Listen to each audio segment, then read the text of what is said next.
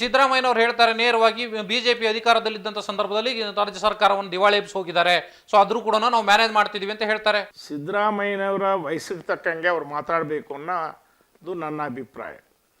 ಅವರು ಸುಳ್ಳು ಹೇಳೋದು ಬೇಡ, ಓಕೆ, ಆತ್ಮವಂಚನೆ ಮಾಡ್ಕೊಳ್ಳೋದು ಬೇಡ.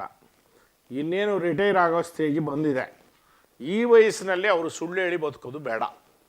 ಕಾರಣ ಏನು ಅಂತಂದರೆ, ಇತ್ತೀಚಿನ ದಿವಸಗಳಲ್ಲಿ ಅವರ ಆತ್ಮಸಾಕ್ಷಿಯಾಗಿ ಅವರು ಕೆಲಸ ಮಾಡ್ತಾಯಿಲ್ಲ. ಸಿದ್ದರಾಮಯ್ಯನವರು ವಾಲ್ಮೀಕಿ ಹಗರಣದಲ್ಲಿ ನಾಗೇಂದ್ರನ ಮತ್ತೆ ಮಂತ್ರಿ ಮಾಡ್ತೀನಿ ಅಂತ ಹೇಳ್ತಾ ಇದ್ದಾರೆ. ಓಕೆ, ಅವರು ಇನ್ನೂ ನಿರಪರಾಧಿ ಅಂತ ಏನು ತೀರ್ಮಾನ ಆಗಿಲ್ಲ. ಓಕೆ, ಇವ್ರಿಗೆ ಗೊತ್ತಿಲ್ಲದಲೇ 115 ಕೋಟಿ ನಗದು ನೇರವಾಗಿ ಬೇರೆ ಬೇರೆ ಬ್ಯಾಂಕ್ಗಳ ಮುಖಾಂತರ ತೆಗೆದಿರುವ ಹಣವನ್ನು ಓಕೆ, ನಾನು ಇಲ್ಲ ಅಂತ ಹೇಳಕ್ಕೆ ಸಾಧ್ಯ ಇಲ್ಲ, ತಪ್ಪು ನಡೆದಿದೆ ಅಂತ ಒಪ್ಕೊಂಡಿದ್ದಾರೆ. ಓಕೆ, ಒಂದು ಫೈನಾನ್ಸ್ ಮಿನಿಸ್ಟ್ರಿ ಆರ್ಥಿಕ ಶಾಖೆಯನ್ನು ಹೊಂದಿರುವಂಥ ಸನ್ಮಾನ್ಯ ಮುಖ್ಯಮಂತ್ರಿಗಳು ಆ ರೀತಿ ಹೇಳೋದು ಸರಿ. ಅಂದ್ರೆ ನಿಮ್ಮ ಪ್ರಕಾರ ಈಗ ಆರ್ಥಿಕ ಇಲಾಖೆ ಸಿದ್ದರಾಮಯ್ಯನವ್ರ ಹತ್ರ ಇದೆ ಅಂದ ಮಾತ್ರಕ್ಕೆ ಸಿದ್ದರಾಮಯ್ಯನವರ ಅದರಲ್ಲಿ ಪಾಲು ಇದೆ ಅಂತನಾ? ಸಿದ್ದರಾಮಯ್ಯನವರಿಗೆ ಪಾಲುದಾರಿಕೆ ಇಲ್ಲದೇ ಇದ್ದರೆ ಅವರನ್ನು ಮಂತ್ರಿ ಯಾಕೆ ಮತ್ತೆ ಮಾಡ್ತೀನಿ ಅಂತ ಹೇಳ್ತಾರೆ? ತಾನು ಮಾಡಿದ್ದ ತಪ್ಪನ್ನು ಮುಚ್ಚಿಡ್ಲಕ್ಕೆ ಈ ರೀತಿ ಒಂದು ನಡವಳಿಕೆಯನ್ನು ಮತ್ತೆ ಅವರು ಪ್ರಾರಂಭ ಮಾಡಿದ್ದಾರೆ. ಈಗಾಗಲೇ ನೋಡಿ, ತಪ್ಪು ಮಾಡದೇ ಇದ್ದರೆ ಮೂಡ ಹಗರಣದಲ್ಲಿ ಆ ಸೈಟ್ಗಳನ್ನು ವಾಪಸ್ ಕೊಡೋಂಥದ್ದು ಯಾರು ಕೊಡ್ತಾರೆ? ನೀನಾದರೂ ಕೊಡ್ತೀಯಾ? ನಾನಾದರೂ ಕೊಡ್ತೀನಾ? ನ್ಯಾಯಬದ್ಧವಾಗಿ ನಾನು ತೆಗೆದುಕೊಂಡಿದ್ದರೆ ನಾನು ವಾಪಸ್ ಕೊಡೋಕ್ಕೆ ಯಾರೂ ಒಪ್ಪೋದಿಲ್ಲ. ರಾಜಕಾರಣದಲ್ಲಿ ನಾನು ಒಂದು ಕಪ್ಪು ಚುಕ್ಕೆ ಇಲ್ಲದೆ ಇರೋ ರೀತಿಯಲ್ಲಿ ನಾನು ಇಷ್ಟು ವರ್ಷ ರಾಜಕಾರಣ ಮಾಡ್ಕೊಂಡು ಬಂದಿದ್ದೀನಿ, ಸೊ ಹಾಗಾಗಿ ನಾನು ವಾಪಸ್ ಕೊಡ್ತಾ ಇದ್ದೀನಿ ಅಂತ ಹೇಳ್ತಾರೆ. ಅವ್ರ ಪತ್ನಿ ಕೂಡ ಅದನ್ನು ಪುಷ್ಟೀಕರಿಸ್ತಾರೆ. ಅಂದರೆ ಒಂದ್ಸಲಿ ಮಾಡ್ಕೊಳ್ಳೋದು, ಕೊಲೆ ಮಾಡಿಬಿಡೋದು, ಇನ್ನು ಮುಂದೆ ನಾನು ಮಾಡಲ್ಲ ಅನ್ನೋದು, ಹಂಗಾಯ್ತು. ಕೊಲೆ ಮಾಡಿಬಿಡೋದು, ಕೊಲೆ ಮಾಡಿದ್ದು ಎಲ್ಲರಿಗೂ ಗೊತ್ತಾಗೋಗಿದೆ, ಆದರೆ ಮತ್ತೆ ನಾನು ಕೊಲೆ ಮಾಡಲ್ಲ ಅನ್ನೋದು ಎಷ್ಟು ಮಟ್ಟಕ್ಕೆ ಸರಿ? ಅವರ ಸ್ಟೇಚರ್ ಇದೆಯಲ್ಲ, ಒಂದು ಎತ್ತರದ ಮುಖ್ಯಮಂತ್ರಿ ಅಲ್ವಾ? ಓಕೆ, ಅವರು ಈ ಮಾತಾಡೋದು ಸರಿನಾ? ಆದರೆ ಈ ಹಿಂದೆ ನೀವು ರೀಡು ಪ್ರಕರಣವನ್ನು ತೆಗೆದುಕೊಂಡು ಬಂದ್ರಿ. ಹಿಂದೆ ಸಿದ್ದರಾಮಯ್ಯನವರು ಮುಖ್ಯಮಂತ್ರಿ ಆಗಿದ್ದ ಸಂದರ್ಭದಲ್ಲಿ ಅದು ತಾರ್ಕಿಕ ಅಂತ್ಯ ಕಾಣಲಿಲ್ಲ.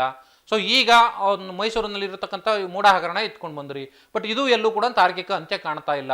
ಸೊ ಎಲ್ಲ ಒಂದ್ ಕಡೆ ಬಿಜೆಪಿ, ಒಂದ್ ಕಡೆಯಲ್ಲಿ ಕಾಂಗ್ರೆಸ್ನವ್ರು ಹೇಳೋ ರೀತಿಯಲ್ಲಿ ನಾಯಕತ್ವದ ಕೊರತೆಯಿಂದ ಈ ತರದ ಸಮಸ್ಯೆಗಳು ಕ್ರಿಯೇಟ್ ಆಗ್ತಾ ಇದೆಯಾ? ಈಗ ಪ್ರಿಯಾಂಕಾ ಖರ್ಗೆ ಅವರು ಇವತ್ತು ಮಾತು ಹೇಳ್ತಿದ್ದಾರೆ. ಮೂಡ ಹಗರಣದಲ್ಲಿ ನಾವು ಮಾಡಿದಷ್ಟು ಒಂದು ಧರಣಿ ಇರ್ಬೋದು, ಹೋರಾಟ ಇರ್ಬೋದು, ಯಾರೂ ಕೂಡ ಮಾಡಿಲ್ಲ. ಅದರಲ್ಲಿ ಎರಡನೇ ಮಾತೇನಿಲ್ಲ. ಓಕೆ, ಅಷ್ಟೊಂದು ದೊಡ್ಡ ಪ್ರಮಾಣದಲ್ಲಿ ಹೋರಾಟವನ್ನು ನಾವು ಮಾಡಿದ್ವಿ. ಜನತಾದಳ BJP ಸೇರ್ಕೊಂಡು ನಾವು ಮಾಡಿದ್ವಿ. ಓಕೆ, ಮುಂದೆ ಕೂಡ ಜನತಾದಳ BJP ಒಂದಾಗೆ ಮುಂದಕ್ಕೆ ಹೋಗುತ್ತೆ. ಸದ್ಯಕ್ಕೆ ಏನೋ ಒಂದು ಸಲ ನಮ್ಗೆ ಹಿನ್ನಡೆ ಆಗಿದೆ ಅಂದರೆ ಅದು ಪೂರ್ತಿ ಹಿನ್ನಡೆ ಆಗೋಗಿದೆ ಅಂತಲ್ಲ. ಇವರು ನೀವು ಇಷ್ಟು ಹೇಳ್ತೀರಿ, ಇಲ್ಲಿಂದ ಬಳ್ಳಾರಿ ಚಲೋ ಅಂತ ನಡೆದ್ರಲ್ಲ, ತಾರ್ಕಿಕ ಅಂತ ತೆಗೆದುಕೊಂಡು ಹೋದ್ರ? ಏನು ಒಂದು 5-6 ದಿವಸ ಪಾದಯಾತ್ರೆ ಮಾಡಿದ್ರು, ಬಿಟ್ರು. ಎಲ್ಲಿಗೆ ತಗೊಂಡೋದ್ರು? ಕೊನೆಗೆ ಅದು ಯಡಿಯೂರಪ್ಪನವ್ರು ಜೈಲಿಗೆ ಹೋಗ್ಬೇಕಾಯ್ತು, ಜನಾರ್ದನ್ ರೆಡ್ಡಿ ಅವರು ಜೈಲಿಗೆ ಹೋಗ್ಬೇಕಾಯ್ತು. ಅವರಿಂದ ಆಗಲಿಲ್ಲ. ಓಕೆ, ಯಾರಿಂದ? ಕಾಂಗ್ರೆಸ್ಸಿನ ಪಾದಯಾತ್ರೆಯಿಂದ ಆಗಿಲ್ಲ. ಅದು ಬೇರೆಯವರು ಕಂಪ್ಲೇಂಟ್ ಕೊಟ್ಟು ಆ ಕಂಪ್ಲೇಂಟ್ನ ಒಂದು ಆಧಾರದ ಮೇಲೆ ಅವರು ತಪ್ಪು ಅಂತೇಳಿ ಹೇಳಿ ಹೋಗ್ಬೇಕಾಗಿ ಬಂತು. ಯಡಿಯೂರಪ್ಪನವರು ಹೋಗಿದ್ದು ಆ ಒಂದು